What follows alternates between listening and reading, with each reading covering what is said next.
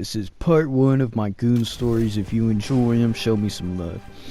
Anyway, this story happened around when I was 14. I was hanging out with some friends, and we were smoking, having ourselves a ball.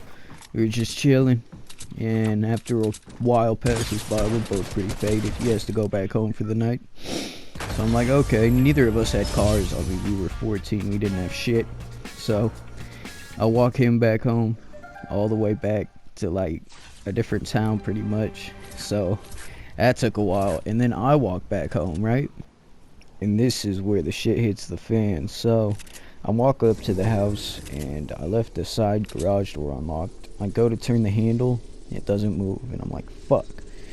So I call my brother, since that was the only entrance I left to myself, and I'm like, hey, could you let me in? Turns out he was out too, doing goon shit for whatever reason. He was out at a park with his girlfriend, sitting on a blanket, that sparkly mojo shit. And so I call him up. I'm like, hey bro, we got caught. And he was like, ah shit, meet me here in like 20 minutes. So I'm like, alright, bet.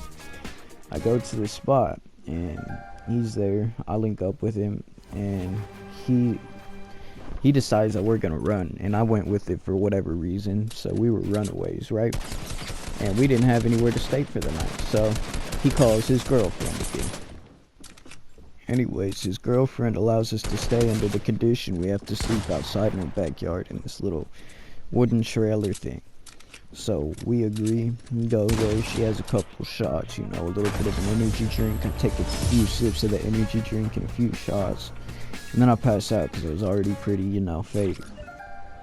And then I wake up the next morning, and I look around, and I'm like, what the fuck? So both the pillows were gone, and the blanket. And so was my brother and his girlfriend. So I was like, so he ditched me without saying nothing and took all the blankets. So that was cool, I guess. Anyways, I start hitting up people, seeing where to go, and one of my friends answers, but he was like an hour walk away. So I get to stepping, of course, because that's all I can do. So I make it to my friend's house, and he had a little tree and a little bit of a bottle left. So we chow down on that. We're pooling, we're feeling nice. And then I get a call from my brother.